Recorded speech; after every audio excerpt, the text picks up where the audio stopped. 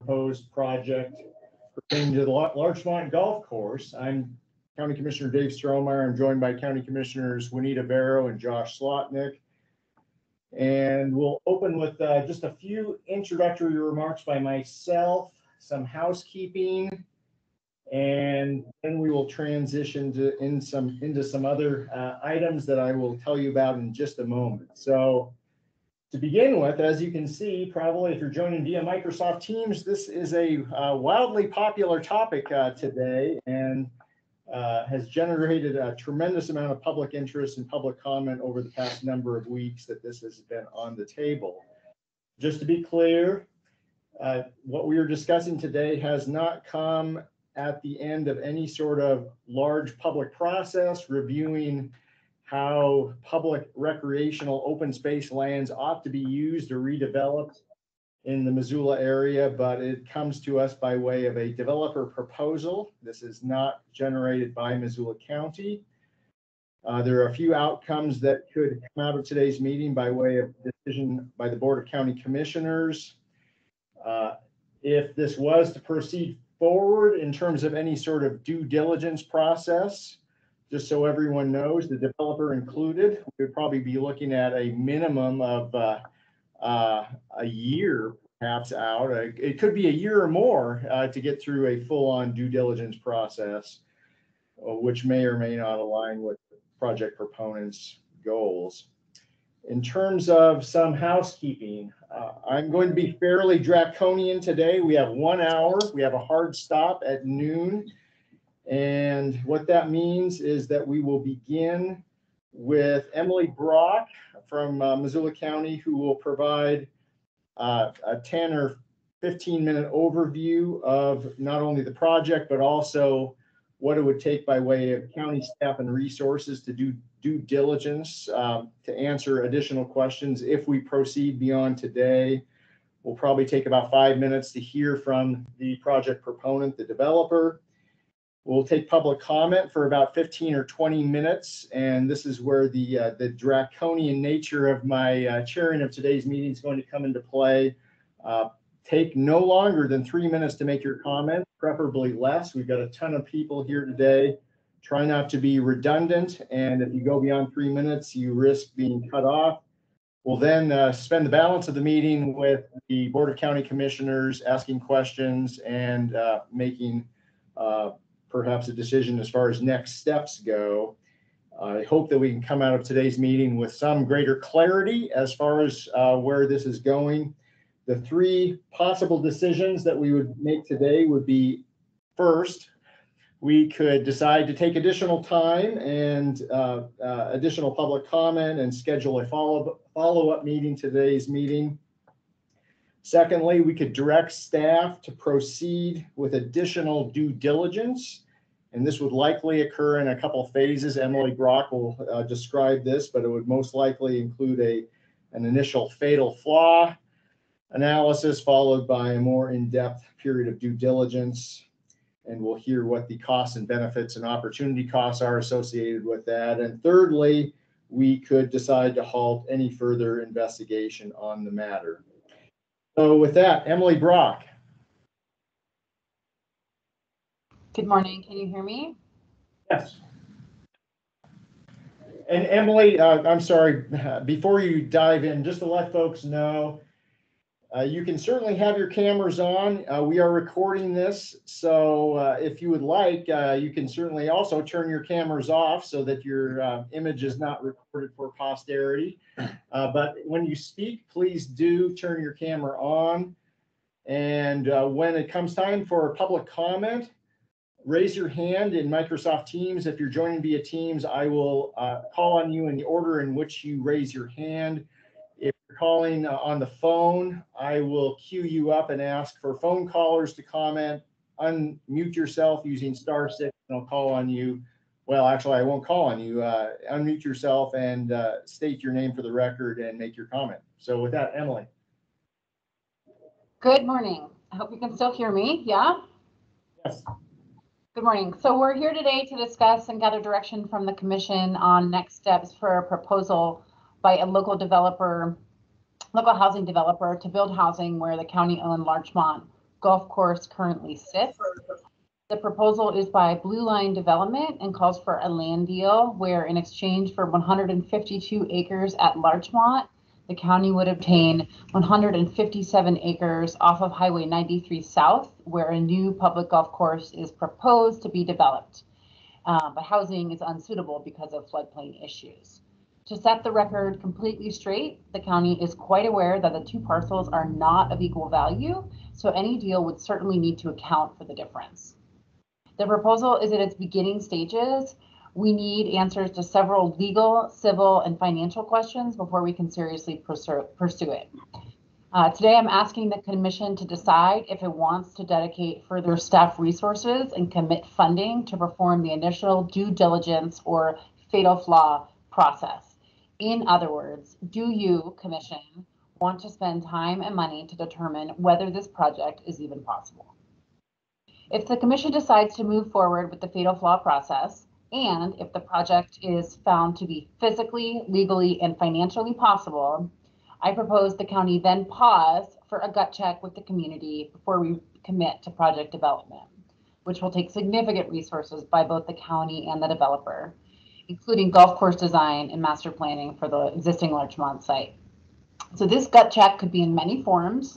In this work plan that I'm proposing, I suggest we hold a public hearing to decide whether to pursue the project development. However, the gut check could be in the form of a statistically valid survey or some other form of public engagement. A final decision wouldn't be made by the commission until all the pieces are in place, which will likely take well over a year, and a hearing would need to be held at that time as well. So Violet, can you share my work plan? I think it should be up. Can you guys see it? Yes. Yes, we can. Violet, is it possible to make it just a bit bigger? Yeah, let me try zooming in on it a little bit. That's really great. Thanks. Oh, there you go. So on this slide, I've laid out a plan, how much it will cost and how much staff time it will take to discover if the project is feasible. If you decide to move forward with the fatal flaw due diligence process, I will need to bring in a third-party team of golf experts to help me perform the work. Keep in mind this deal is worth tens of millions of dollars, so although $77,000 is a large sum, it is proportional. The goals of the fatal flaw process are on the screen here. With the help of our housing and planning team at CAPS, we need to identify our bottom lines, so to speak, for neighborhood design and housing affordability. If we turn over Larchmont to a developer, what kind of neighborhood amenities will we demand, and how will the county define affordable housing? This would set the stage for a potential master planning process should it be warranted. We need to determine to develop a financial model for both building and operating the new course, and in order to determine if the project is financially feasible. So this includes how much will it cost to build a new course, including the project development expenses associated with county time and design. And then will the market, shift to a new site? Will it increase or decrease? This will include a survey of golfers at Larchmont and community-wide. We need to know what we're buying. How big a deal is the floodplain issue? Will traffic impact the golf experience? We need a golf course architect to verify the site feasibility analysis that the developers' engineers have completed. WGM Group does not have a golf course architect on their team, and even if they did, they have a conflict of interest in that they represent the developer in this process and not the county. And most obviously, we need to perform an appraisal of the existing and proposed site. We know they aren't of equal value, but what is the difference and how do we make it right for the county?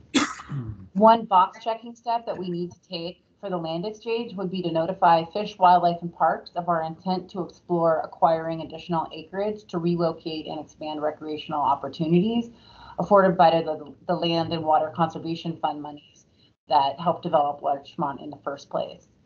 And we're working with Fish, Wildlife, and Parks on that. Our legal team needs to determine if there's any encumbrances on both properties. And then, of course, we need to do, our legal team and the county auditor's office need to determine the requirements around working with any particular developer. Do we need to offer this deal to other developers through a procurement process? So, Violet, can you switch to the budget? The cost of this work will be about $77,000 or $77,500. It will take about a quarter of my time to manage the projects, as well as time from CAPS, the county attorney's office, and the county auditor's office. The other projects that I'm working on include the Midtown Master Plan, Fairgrounds Phase 2 redevelopment, and an infrastructure plan for the Y area, as well as a county land acquisition and disposition plan. These projects will, of course, continue and be done very well, but delivery may be delayed. So I've also included in that first slide a list of responsibilities for the developer, but I'm going to let them kind of go through that. But I thought I'd pause and see if you have any questions about the budget and work plan from the county perspective. Commissioners, any questions on the budget or work plan thus far? No. Okay. And thanks for doing such a complete job. Yeah, thanks. Okay. Emily. Okay, the one thing I wanted to let you know in terms of the timeline too is the golf folks that I've spoken to are very adamant that they cannot do a site feasibility analysis under snow. They can't examine the new site, and some of the Larchmont board members and staff members mentioned this too. They cannot look at the new site and determine its viability until it's spring, till we're in golf season, and they want to see high water levels, you know, what it looks like in the spring runoff too. So that we really can't get into the meat of that until May, and they want to visit the existing Larchmont site as well. And so that process would also include potentially a public meeting. But I just wanted to let you know that it will be 6 to 8 weeks after May is the earliest that we could get any kind of report back from golf experts to answer some of these questions. So I'm going to pass it off to WGM Group. WGM.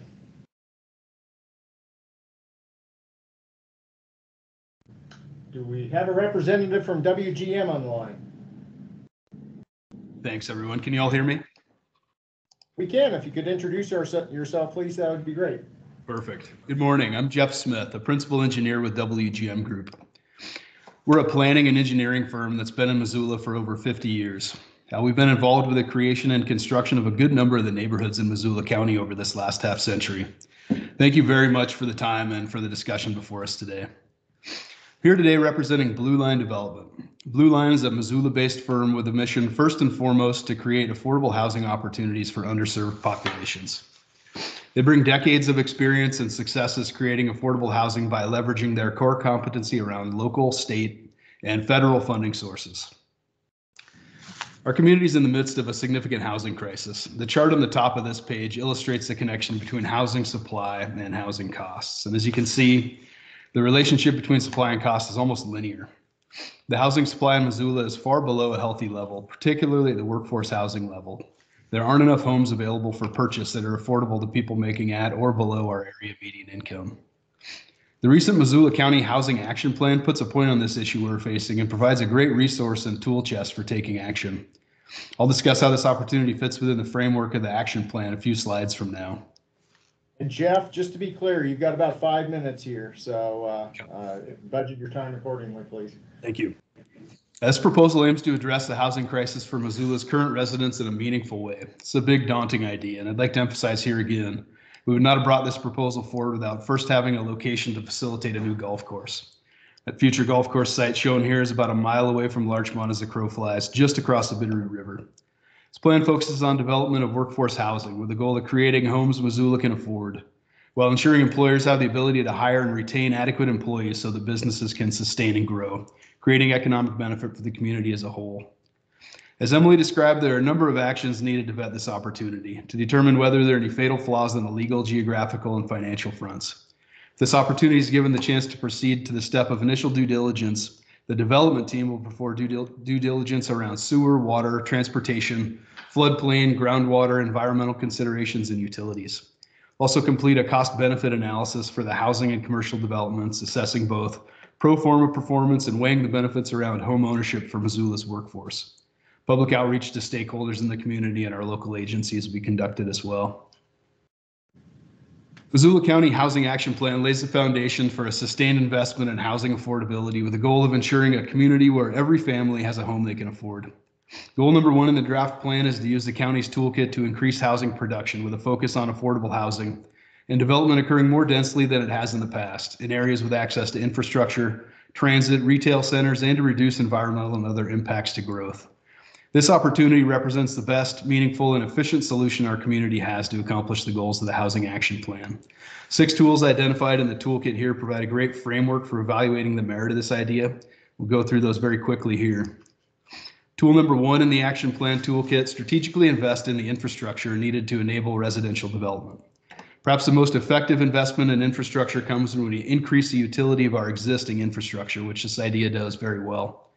The opportunity to locate Missoula's workforce in the urban core reduces total vehicle miles traveled, which reduces commuting time and daily miles of wear in our transportation network, also reducing emissions, which benefits our climate. It's a Mountain Line transfer station at Southgate Mall, and just a couple years ago, the community invested in connecting Mary across the tracks to connect Brooks and the Mall to Reserve. Imagine the impacts of connecting 2,000 households to this transfer station with a straight signalized connection along Mary.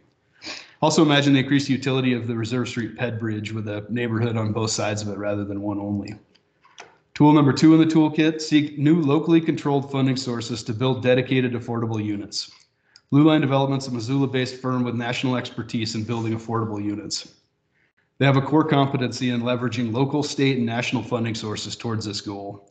Their Bellagio and Trinity projects are bringing several hundred affordable housing units to Missoula. Their decades of experience with a variety of affordable housing models and an array of funding sources make them an excellent partner. Tool number 3, very important factor for this discussion. Plan to strategically use land the county already owns to ensure that new housing that is built is dedicated as affordable. The idea before us today allows the county to utilize an existing asset to provide affordable housing. Through implementing this tool, the county has the leverage needed to control permanent affordability on a transformational scale. The entire impetus behind this proposal is to develop housing opportunities for the workforce in Missoula. Community land trust models, deed restrictions around affordability, potential deed restrictions around sale to people working in Missoula County will be part of this equation. These tools can help ensure that housing remains affordable and is protected for Missoula's workforce. Tool number 4 focuses on zoning. This proposal creates an opportunity for the county to be involved with shaping a major development within the urban area. Tool number 5 in the toolkit, create incentives for the production of income-restricted affordable rental development. This opportunity allows for a county asset to be utilized to incentivize income-restricted housing on a meaningful scale. Tool number 6, explore opportunities to improve the development permitting process and increase the speed of housing production. The scale of this opportunity is noteworthy as it relates to process and speed of housing production. An opportunity to develop 2,000 housing units through one regulatory process is rare in Missoula. There just aren't enough pieces of land available to accomplish this. It's an uphill battle to catch up to the housing demand, not only from the perspective of land availability, but also from staff availability. Every 2, 10, 100 unit subdivision that gets approved goes through an extensive review process, and these processes stack on top of each other, overloading staff. With the opportunity to review one 2,000 unit development rather than the 40 or 50 individual developments normally needed to make this kind of impact, represents an efficiency in the process and is an effective approach to getting us out of this housing deficit. Thank you very much for this discussion. The decision today can demonstrate a commitment to the community to furthering the goals on our community planning efforts. Much thanks for the time. Okay, thank you, Jeff. Let's dive into some public comment, and we'll begin with those joining us via Microsoft Teams. Again, as a reminder to everyone, if you want to comment and you're on Microsoft Teams, raise your hand. I'll call on you in the order in which you raise your hand. I'm going to try to give equal time to both those via Microsoft Teams and those on the telephone. We'll begin with Teams. First commenter, Max Larson. And please remember to unmute yourself. Yes, this is Matt Larson, County Commissioners. Everyone, thank you for allowing me to speak. I would just like to kind of ask some general questions of everyone. How did we get to this place where we're starting to develop profitable lands, open spaces, and parks into housing all of a sudden? It's kind of antithetical to Missoula. You know, these are these spaces that we preserve and want to keep open for generations to come, and you can't undo these decisions, or, you know, undo these massive review processes too. It was extremely eye-opening to see Emily Brock's presentation about the county's expenditures just alone, making a new golf course. And so I think some of the fatal county residents in the decision-making process here. Do we decide unilaterally as a board here what we do with our open spaces now? Or do we allow the study to include public opinion about how we should use these spaces in the future? Before we just pave over them and make them into storefronts, hundreds of storefronts on Reserve Street, which aren't really paid much mind to by the developer or the developer's presentation. There's 2 stoplights being added. And why is it this high value park or open space that is on the table all of a sudden? This thing makes over $100,000 for the county taxpayer. Why not like the equestrian park, for instance, by Tower and Spurgeon? Why not some other lower value, more equitable trade for the said floodplain lands that are on the table? And there is no number yet, but there's huge expenditure by the county. And so it looks like just really big and bold, but the third B is definitely there too. Bad. Bad for the taxpayer, bad for the community landowner. And it's just kind of against what I think people move to Missoula for and Montana for. And these are spaces that have been voted in by voters to be used in a certain fashion and not retooled and not repurposed. And thanks, Mr. Larson. We're going to have to move on. And given the number of folks on the line here today, I would ask folks to keep their comments to 2 minutes or less so we can get as many folks on here as possible. All right. Thank you for allowing me to speak. Thank you. Jim Wanter. Yes, can you hear me? Yes. Great. Good morning, Chairman Strohmeyer, Commissioners. My name is Jim Wantor, and I thank you for allowing me to provide some comments this morning. I think my perspective is somewhat unique because I want to provide some historical context to this decision.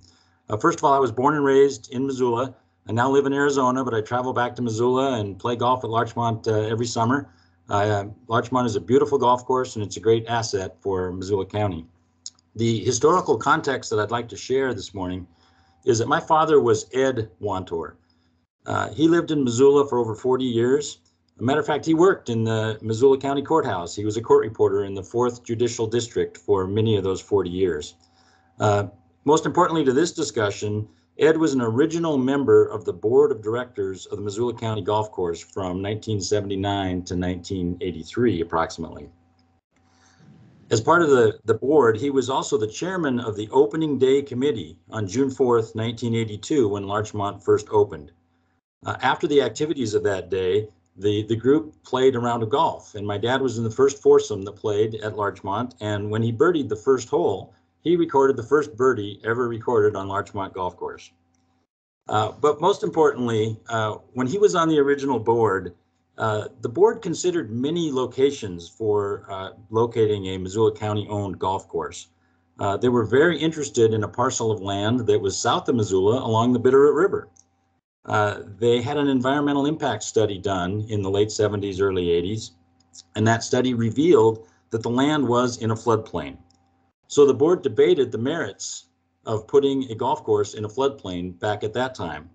And they decided that putting a golf course in a floodplain was just a very bad idea at that time. So they chose the current location, and Larchmont has been there ever since and has prospered. So my point to you really is the county commissioners have been down this path before, considering putting a golf course in a floodplain. Don't ignore history. Please do not make the mistake that was avoided some 40 years ago by locating a golf course in a floodplain. I urge you to vote no on pursuing the Larchmont housing proposal. Thank you for allowing me to comment. Thank you, Jim, and thanks for being succinct. Next, Brent. The last name. Berger. Hi, I'm Brent Harchbarger. I'm chair of the board, Larchmont board, and also I'm president of Larchmont Men's Golf Association. So I'm kind of speaking for probably 400 golfers. One of the things we were concerned about was the land was gifted from the federal government to the county for it to start the Fort Missoula Recreational Complex, which Larchmont is a part of. And our question was, how can you sell this property, which basically what you're doing is trading it, you're selling it, making money on it when it was designated for recreational use. Also, what we're concerned about is the new site for the new golf course is if there is groundwater and it comes up, a la Linda Vista, and we have to close for a few days or a few weeks. Ran through some numbers, just at current rates at Larchmont, it comes to about $9,000 per day to be closed because there's the 72 rounds a day available at $32 comes to around $9,000. And if you're closed for 4 weeks, it's $275,000 in potential loss. So that's another thing we had. And also there's memorials on the golf course to different people that have been planted, and there's benches that have been dedicated in their memory on their favorite hole or whatever. And how do you replace that kind of stuff? It's impossible. And also we were concerned about how 2,000 homes gets to be talked about when you look in the proposal. You add up the numbers, it comes to 1,600. I'm not sure how 2,000 gets talked about. And we're just concerned that we're not going to have a golf course that's going to be playable for the 9 months that we do get, or 8 months that we do get out of the year. So thank you guys for your time. We urge you to vote to not proceed with this. Thank you. Thank you, Brent. Let's take one more comment from Microsoft Teams and shift to the phone callers. Brittany Palmer. And please unmute yourself, Brittany. Can you hear me? Yes. Cool. Yeah, so my name is Brittany Palmer, and thanks for letting me provide a quick public comment. I'm a renter in the heart of Missoula neighborhood who is in that situation where if I had to leave my rental, would need to consider if I can even keep staying in this community due to the lack of housing. And I'm also the Community Land Trust Program Manager for the North Missoula Community Development Corporation, or NMCDC. And so I'm speaking kind of in those two capacities. But we totally understand that there's some valid concerns around things like infrastructure, but I want to urge the commission to commit the staff time needed to figure out the various aspects of the project's feasibility, and then get to the point of public engagement where we can really take it to a place to find out if this is the right move for Missoula. And as you all know, we're in a housing crisis, and I would really like to see a crisis-like response by our commissioners and other city officials. And we really think this project could potentially positively impact housing opportunities for everyday Missoula community members, particularly with the 800 permanently affordable community land trust homes that are proposed in the plan. And we just think there's a real opportunity here to create possibly positive change for everyday people in Missoula at a really meaningful scale. So we ask that you please consider devoting the staff time needed to at least figuring out if this could work. Thanks so much. Thanks, Brittany. Let's shift to folks who've called in, and this could be a little unwieldy, but we'll give it a try. If you're calling in on the phone and are muted, please hit *6 to unmute yourself. In either event, please just jump in, state your name, and provide your comments. Anyone on the phone? Okay, if not, we'll go back to our Microsoft Teams callers. Someone on the line here is NMS. If you could introduce yourself for us. And there we go. Hi, can you hear me? Yes. Hi, my name is Nathan Stevens, Stephegens. I was born and raised in Missoula. My family is multi-generational. We've lived here for some 100 years in the valley. And I had relatives that used to, farm out in the East Missoula area. a lot of my family has had to move out of the city in the 80s and 90s, moved to more rural areas because of housing costs and other economic related issues. You know, I realize this is a pretty contentious issue because this is on a golf course, and I'm sorry that that's the issue here, but we're talking about 800 attainable single family primary owner homes and 300 to 400 permanently affordable multifamily homes. This is a very big project that could, you know, solve a lot of the affordable housing issues we're having here in Missoula that affects my family and affects a lot of lower income families. And I think that's what we should keep in mind here. And also, you know, it's really important to keep in mind that the people that this directly affects are the people that have the least amount of time to make these meetings or be able to give feedback, because they're, you know, honestly, they're working 2 or 3 jobs and they don't have time to stay involved and do stuff like this because they're just trying to make it. Thanks for taking my comment, and it's great to see you, Jim. I'll see you at the family reunions. Thank you. Tim Winger.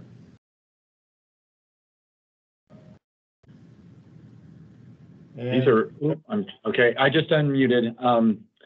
I just, a couple of questions that go through my head on the feasibility side of it are just timing of everything. Like, when does the golf course close? When does the other one open?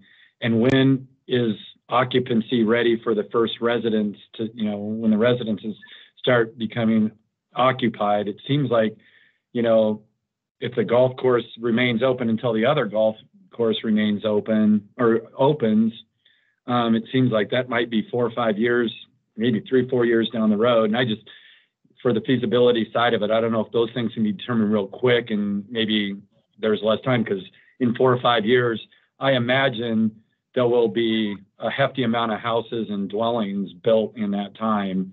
So I'm just throwing that thought out there. That's all I got. Thank you. And just for clarification, I think that is correct for the folks out there, that ground would not be broken until golf is being played across the river, if that were the outcome. So a multi-year time horizon, best case scenario for the developer. Gail. Sorry, can you hear me? Yes. Okay, great. You know, I've moved to Missoula about 10 years ago and found Larchmont as a place of community. Met a lot of friends there, enjoy going there all the time. So I'm really, you know, I'd hate to see that disrupted. But one of the things is, I guess, as I look at the map of Missoula, why not, I know that the lady earlier was commenting about fairgrounds project, but why not take that fairgrounds area, including Playfair Park, and move that out there? One of the things about developing Larchmont is you've already got a congested area of Reserve Street that has difficulty anyway with traffic, but if you built in that area of Playfair Park, all the things that are already there, the sewer system's already there, the bus system's already there, access to schools, parks, restaurants, all right there already. You don't have to do anything new. And it would be a less time to develop the fairground property out there. It gets limited use, and you can move the skating rink, all that stuff out there, including the ball fields, and have that probably up and going in a couple of years, and build the houses, you know, here right down in the community so people wouldn't have to drive, less impact on traffic. Anyway, try to get that out there really quick. Thank you for taking my comments. Thank you, Gail. Jennifer Rokosh? Yeah, hello, can you hear me? Yes. Perfect. Yeah, I just wanted to address some concerns, particularly with the affordability and the environmental implications. My concern greatly with this project is that 60% to 80% of the average median income is not really affordable, considering most people only make a little over 20K a year and households only really make a little over 40K a year. So basing prices above that doesn't really make sense to me, especially within a housing crisis. And going back to Jim's statement, there is a lot that this golf course already offers, and with an environmental impact statement having been done for a floodplain, the rivers in Missoula are one of our most cherished things. And when you have a golf course that is largely made from an invasive species that calls for a lot of fertilizers, which will flood into the river and have severe implications on the native flora and fauna there, specifically trout, that's a great concern to me. And as well for those who do partake in this recreation when it does flood, as it will, because it is a floodplain, the use of this area is going to be incredibly limited. I also have concerns too with the traffic of this area and how that would result in further congestion for Reserve Street. But those are the comments I wanted to get out there for now. Thank you, Jennifer. Fred Stewart. Just wanted to comment on similar things that other folks have just mentioned about encouraging you to do a careful analysis of traffic on Reserve Street, which is already overloaded, and what another 2,000 homes and businesses would do to that. Thank you. Thank you, Fred. Senator Boldman.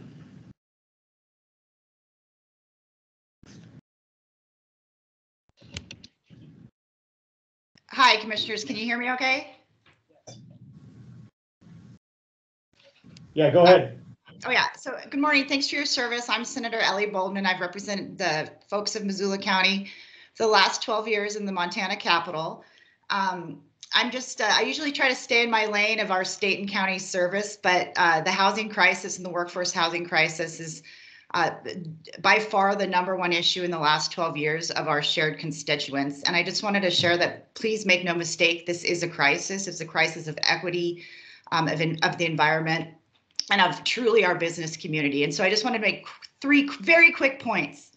First, I just wanted to share that from my perspective, economic justice is environmental justice. And I was very pleased to see a letter of support to move this forward from Climate Smart Missoula. I also wanted to share, as the former executive director of the Poverello Center, who has been through some smart growth and growing inward in the urban core analysis when we relocated the POV, that smart growth is always a difficult conversation. A part of our city and county plan is to grow inward, to continue to develop the urban core, and we can expect some difficult conversations to do that. But it is a part of the movement that I know our values are all shared about building equitable, healthy, and sustainable communities in our urban core. I think that fits squarely in a long-term plan to do that. I will also just share that affordable housing, again, from my perspective, has to be a commitment by all of us, by all of our neighborhoods. And endorsing Larchmont to move forward is a part of that. Anecdotally, I will share you, we had an interim committee at the Montana Capitol yesterday, and yesterday alone, on the record, the head of the Department of Transportation said they hired 2 new drivers in Missoula who turned down the jobs because of housing. I will also tell you my son's in 2nd grade, and he's never had a public school teacher yet who has been a homeowner in the city of Missoula.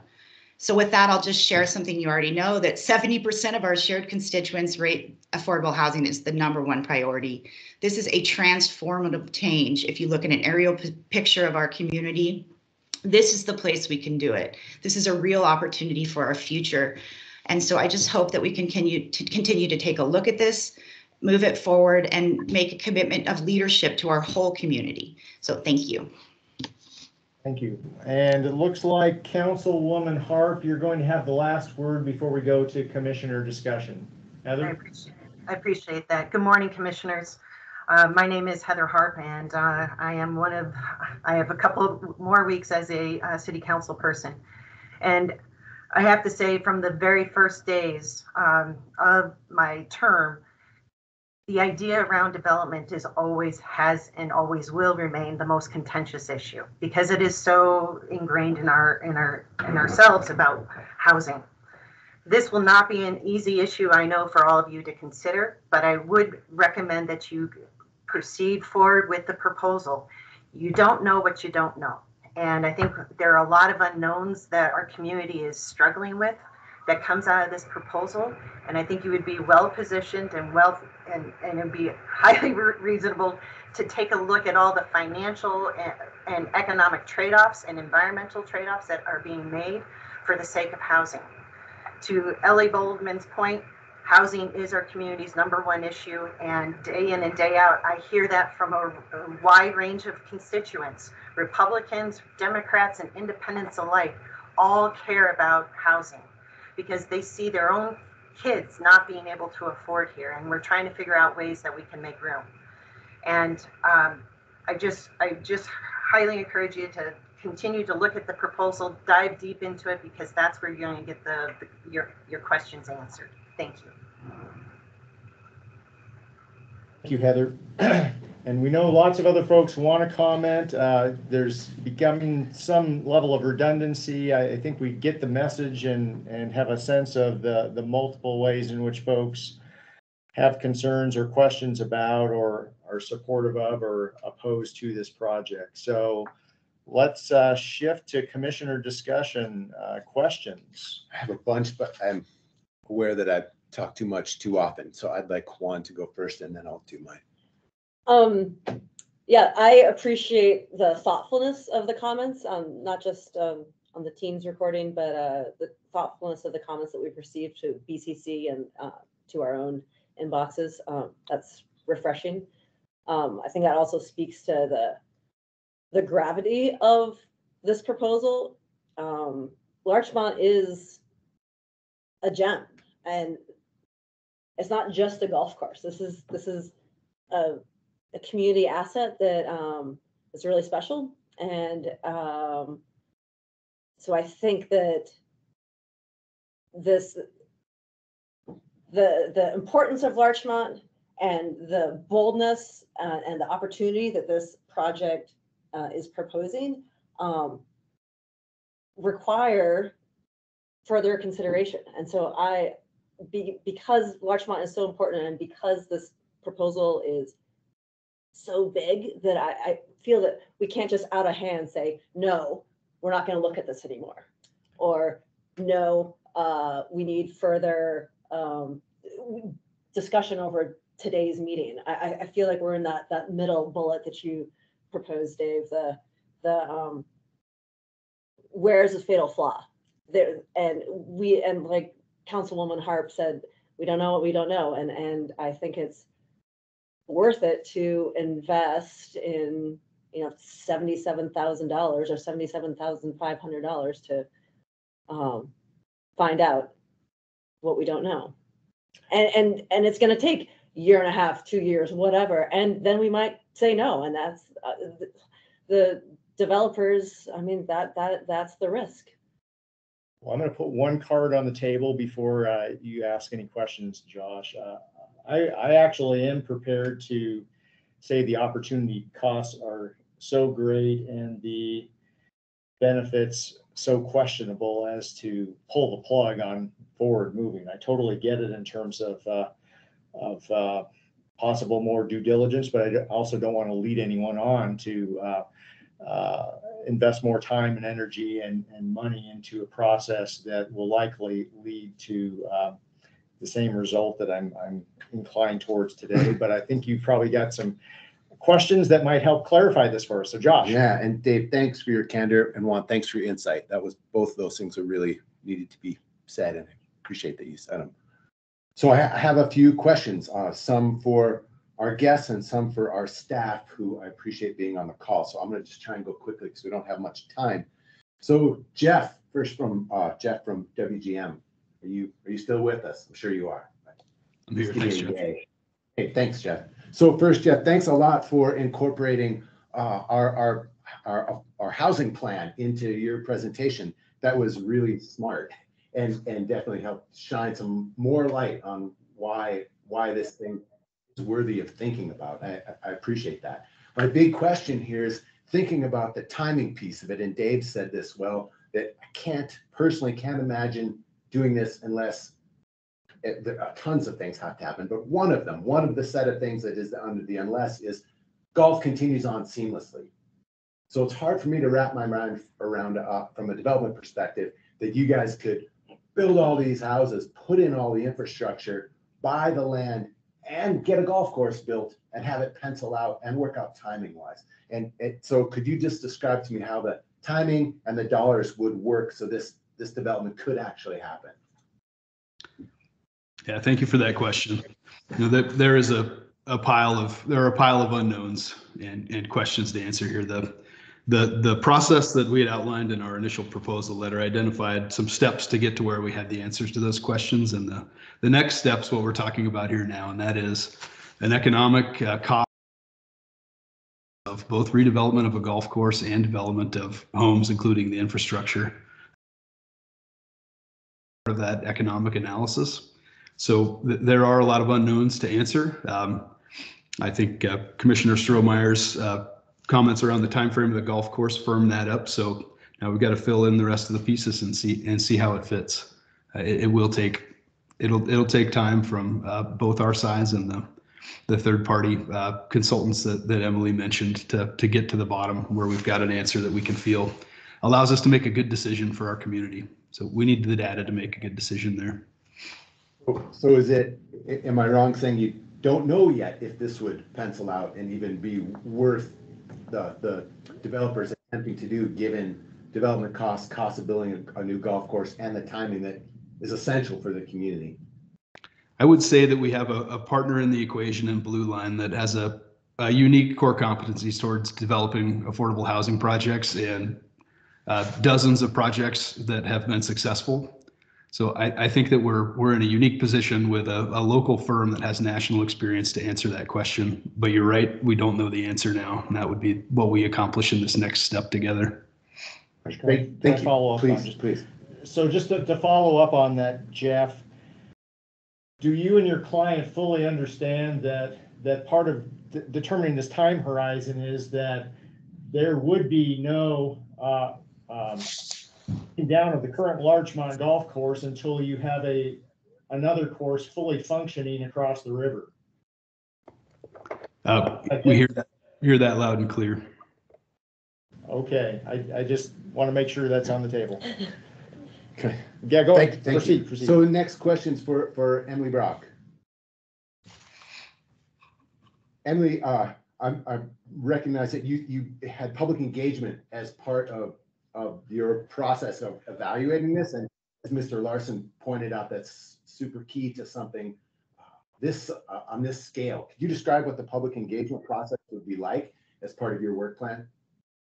Well, this first phase is not the big bulk of the public engagement. There is some public engagement in terms of the golf community for the market analysis for the new site to see if it is usable and desirable.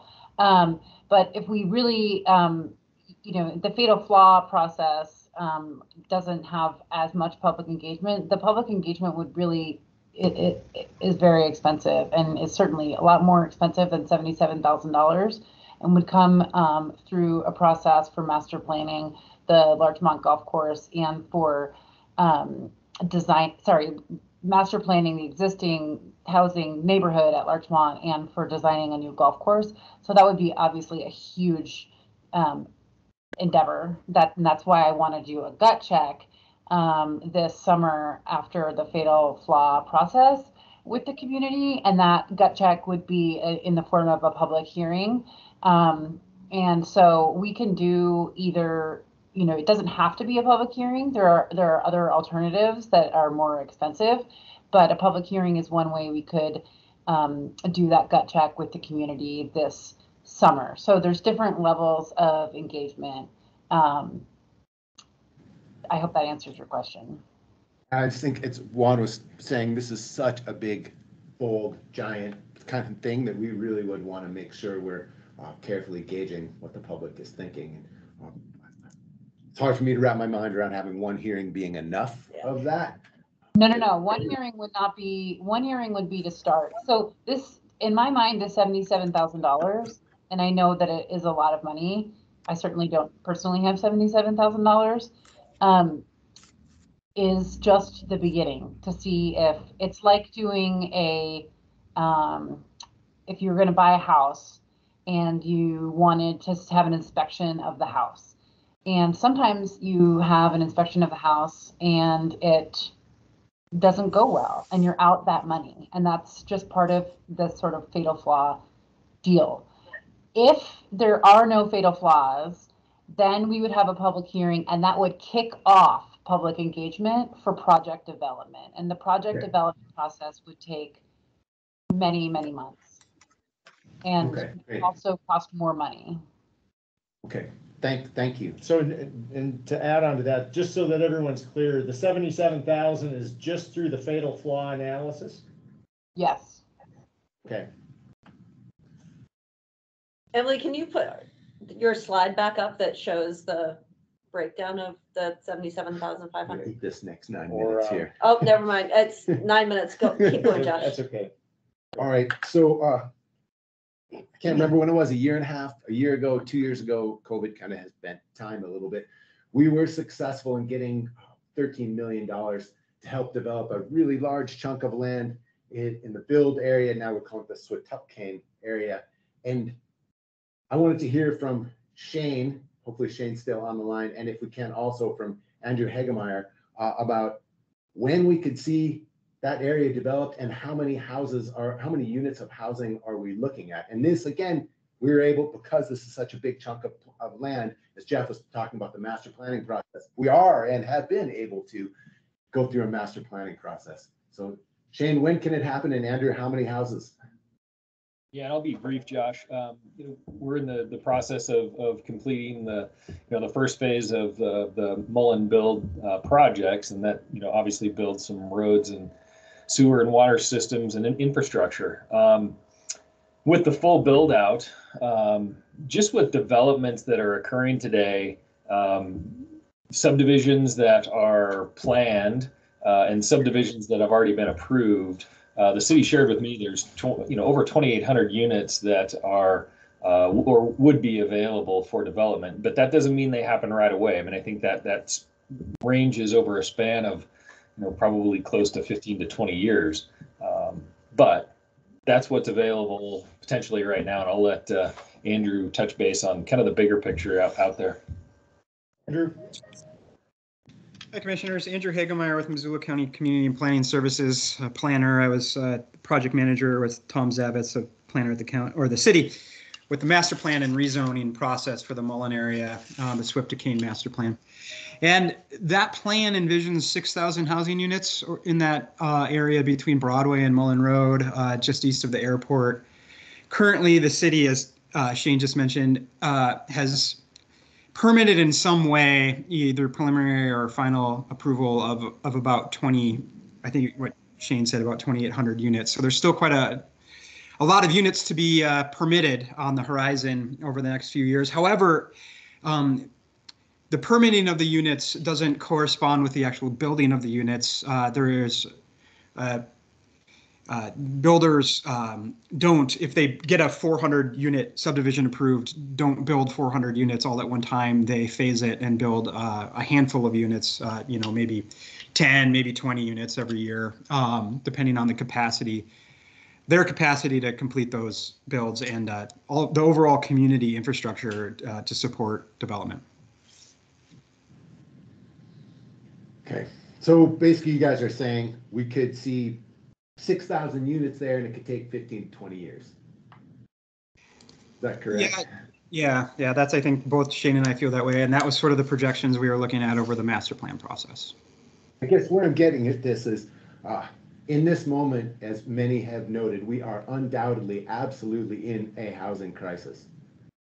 And unfortunately, there is no quick way to build our way out of it. We are doing our darndest here and build, and we're really proud of our success in getting that grant and our staff's ability to work across jurisdictional lines and make this happen. And yet, even so, with all those great efforts and real dollars already spent, master planning underway, we're looking at 15 to 20 years, which is not going to help us in this moment.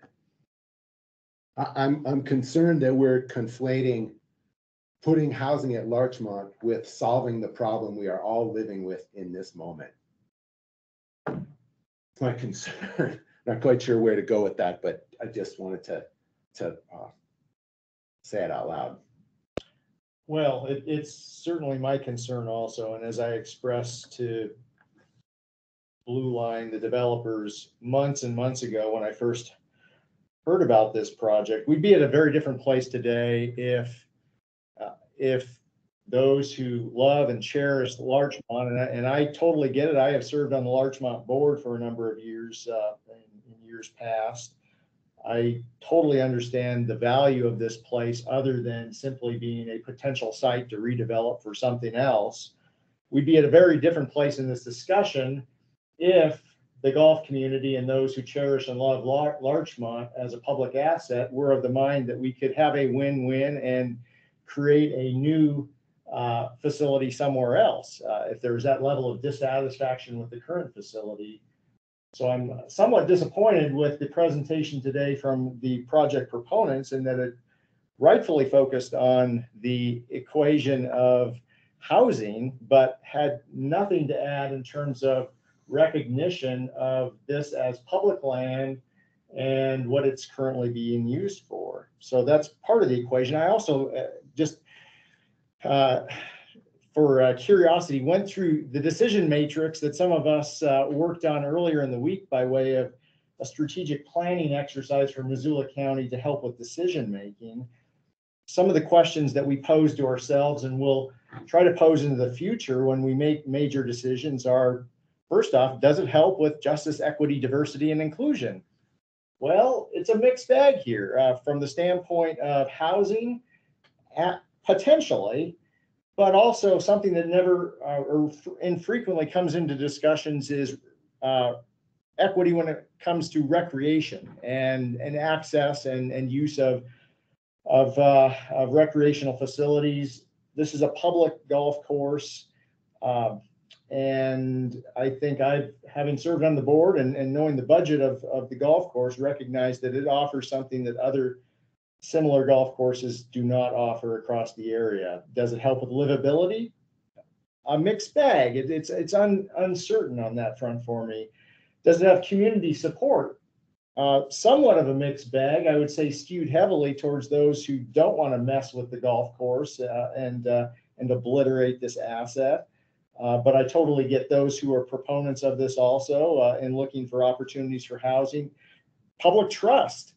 Honestly, I think this could irrevocably damage public trust from the standpoint that if we undertake this with Larchmont, what is there to say that, and other than self-restraint, to say that we would not do such a thing at the equestrian park or somewhere else unless there are legal sideboards associated with it? Is it unique? Well, maybe, but correct me if I'm wrong, Emily. Have we ever gone, and maybe we have, and I'm not aware of it, have we ever gone through a formal public process valley-wide looking at public lands, park facility for possible redevelopment? She's embarking on such a thing. Gathering on my work plan this year. I've talked a whole lot there. No, and I completely agree with you, Dave, that matrix, and agree, mixed bag. And so for me, the mixed bag answer makes me curious. Like I want to feel like we have assessed appropriately. So for me, mixed bag makes me wonder, like I said, what do we don't know? And fatal flaw will show itself, and then we will know we have given this, the attention that it deserves. So that, yeah, I'm in this last minute here, I'm comfortable with wanting to find that fatal flaw. And I would be comfortable saying it's okay. No. I think this is, I absolutely appreciate the creativity of folks in the community coming before us with a big idea like this. There is no guarantee, given the scope of this, that Blue Line would actually be the developer at the end of the day, because I don't think we would simply be going down the path of sole sourcing a project like this. So there's all manner of uncertainty in how this would play out. There are enough fatal flaws in the initial set of questions that I'm posing to myself here to say, rather than continuing a protracted, highly contentious discussion. We have other irons in the fire. And in fact, to the question that was posed earlier about us taking this seriously as an emergency, a housing emergency in our community, I think we are. And I think Squatuck Cane is an example of a big, bold project that's going to deliver many housing units way quicker than this is ever going to see the light of day, even if we move forward with due diligence. But Josh. Yeah, just the other one I wanted to bring up in terms of housing is Tim on. Tim Worley? Tim Worley.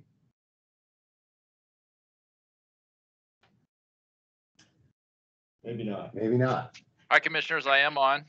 Okay. So Tim, it feels, and as time gets bent in the weird arc of COVID, but it does feel like in the last year and a half or so, we have approved a whole bunch of extensions and adjustments, et cetera, on pretty large subdivisions out at the Y. And I was wondering if you could tell us roughly, if you have it handy, how many entitled units are out there that are not yet built?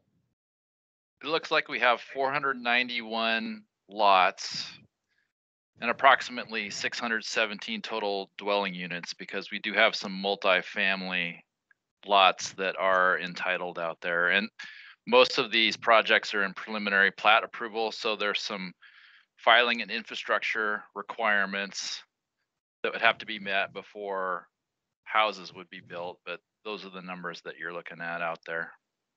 Thank you, Tim. So I'm just pushing on this because I'm concerned there's a sense out there that we're not aware of this housing crisis and are not pushing to get more units out on the ground. And between build and the Y, there's 6,600 plus. Admittedly, the permanent affordability of anything is in question, but the addition to supply is happening. And it's happening, unfortunately, at the pace it takes to build these things, not at the pace of government. This is in the hands of developers. And I'm not saying they're doing a bad job. I'm saying these things are really complicated and expensive, and getting materials and labor is hard. It all just takes time. But that we are pushing on getting more units out on the ground. That is happening. So the decision before us: take additional time and don't move forward either by directing staff to do due diligence or not. Direct staff to proceed with some level of fatal flaw due diligence, or I guess to put it bluntly, thanks but no thanks in terms of the proposal before us. And I'm still, yeah. I think we all feel the same. Well, maybe not, because I have the same questions, and I want to say Larchmont is untouchable because it is so important, and I just want it to be proven and put to bed, and that's what I want. I want the fatal flaws to show that, and by just saying like we're not gonna look makes me feel a little insincere. So I want to prove that we've looked. My gut is towards a no, but my head is towards I want to look and be certain and have the decision, the real decision. Do we do this or not? And that is not where we're at today, when that decision is obvious, that we have all the facts laid out and it's obvious that we should or shouldn't do this. Yeah, I guess it's from where I'm sitting here, there's enough questions that have been answered for me by way of the public comment we've heard, from my own experience in this community, and the deliberations we've had thus far to say no.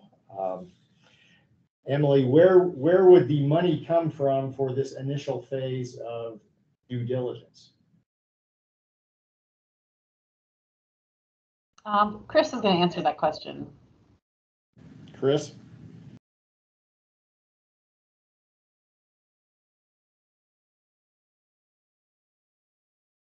Can you show us what's in the chat?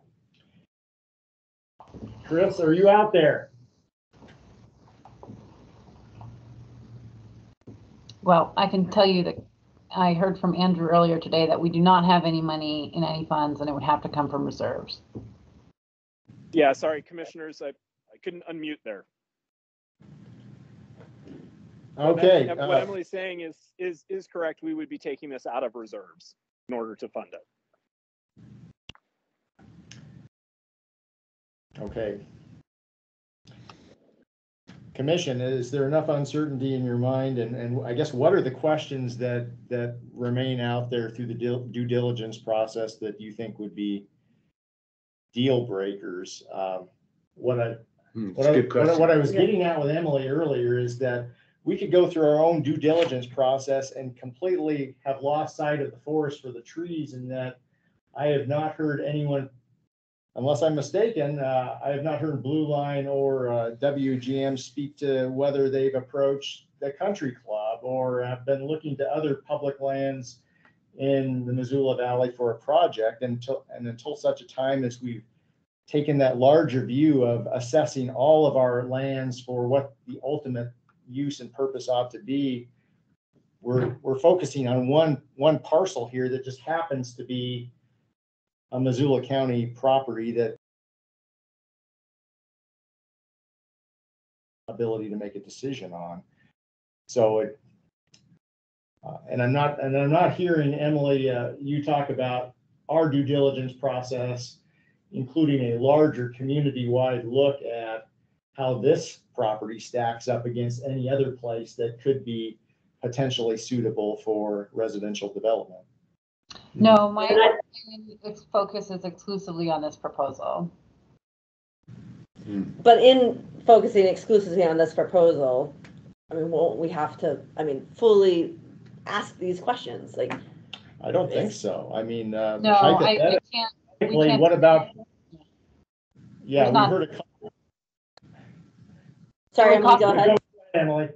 I cannot do it within, it will take at least a year to do that project. It's a different project, and it's just not part of this. We have one proposal in front of us, and that's the one that I've presented a work plan for you to analyze. If you want to do a county-led process for analyzing all of the county properties, that is a county initiative, not a developer initiative that we're responding to. Okay, thanks for that clarification. Right, yeah. That's okay.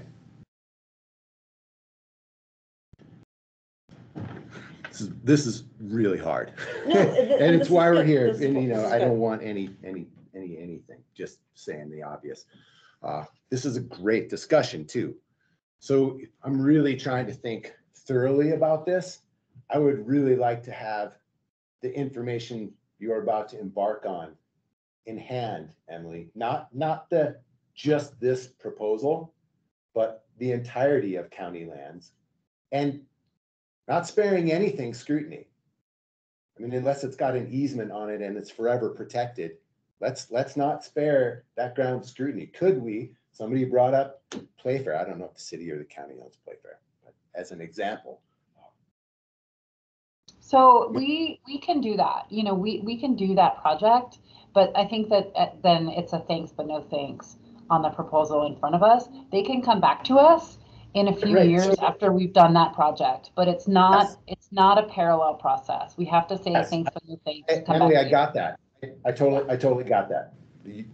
So I'm wondering if maybe the best thing for us to do right now in the short term is free you up. Go do this really deep dive on all the land that we own, all the land that maybe we could divest towards housing. And then at that point, after we have that information in hand, if Larchmont rises up to the top as this is the best place for us to think about swapping, then we re-engage this whole fatal flaw thing, the whole deal, and go forward. And that right now, maybe our best bet is to use your time over the next year to take a look at all the public land we have and see if there's anything in there that is a better fit. And that make no mistake, that is, and I know that is part of your work plan. The only piece that I would advocate for changing is I remember just having an informal conversation about this, that you were going to look at land we own, but some stuff wasn't going to be on the table because obviously it was, sacrosanct. And I would say, no, let's look at all of it.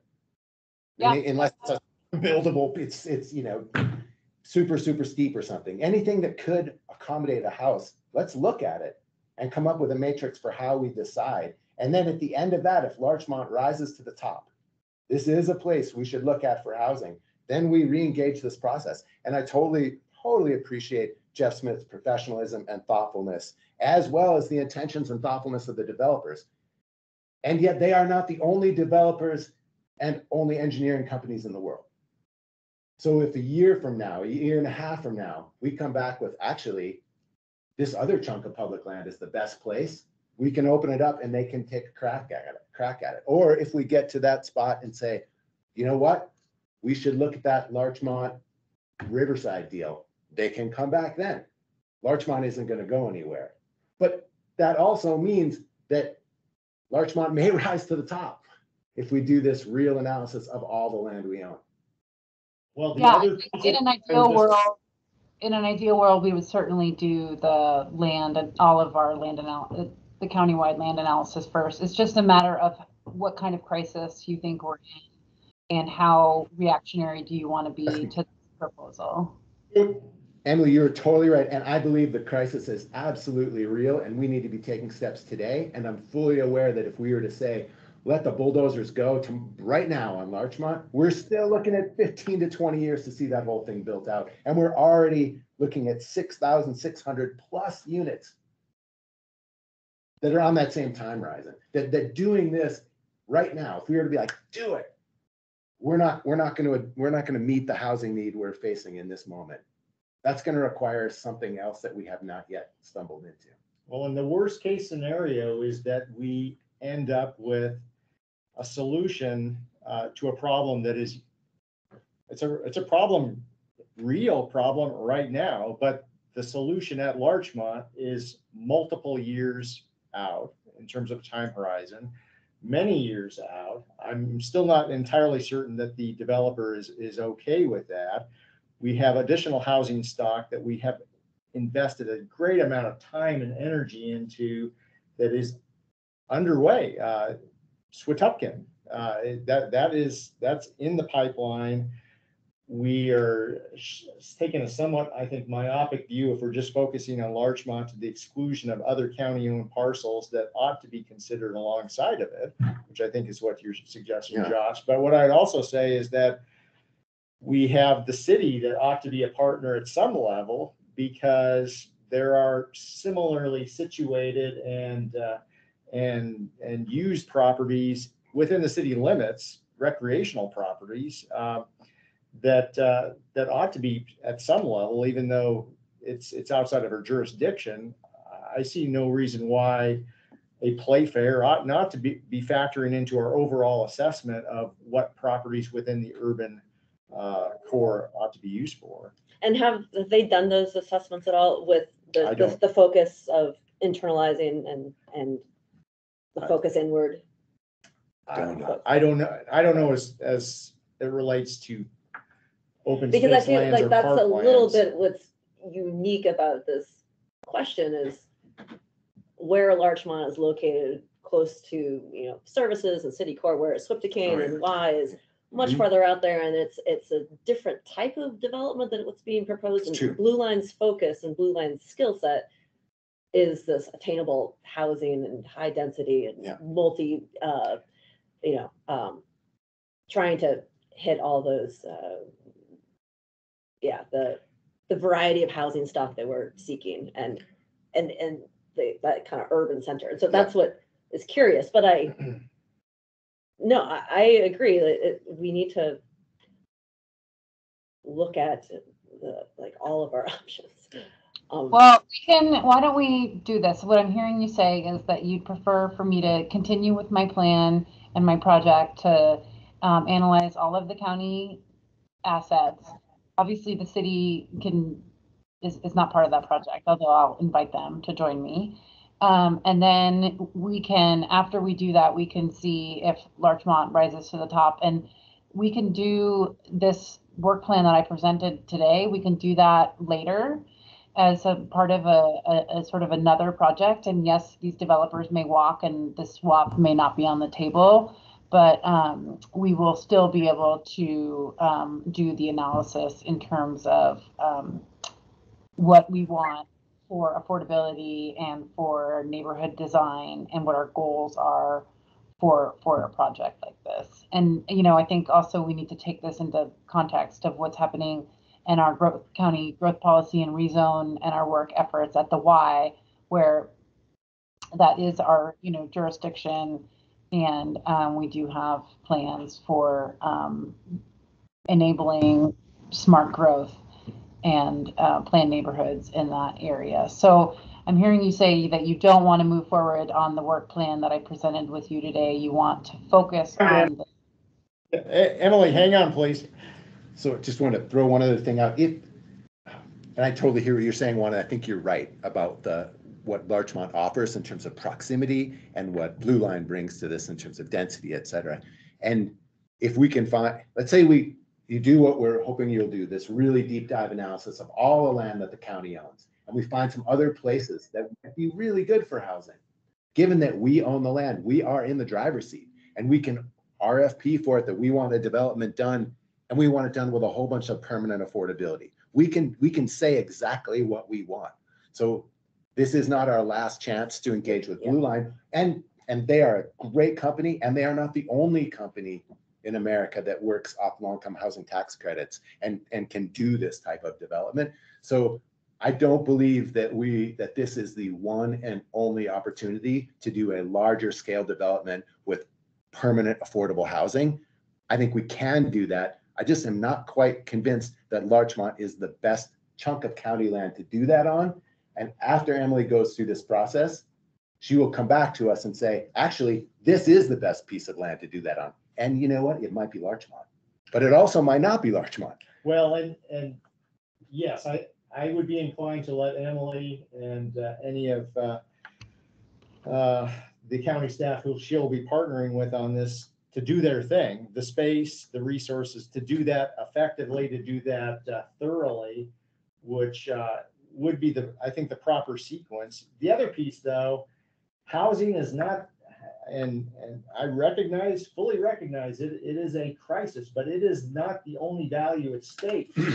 And in fact, there might be places that truly are sacrosanct in some sense. I suspect we would at least have 113 and maybe many more attendees if a housing project was being proposed for the North Hills or Waterworks Hill.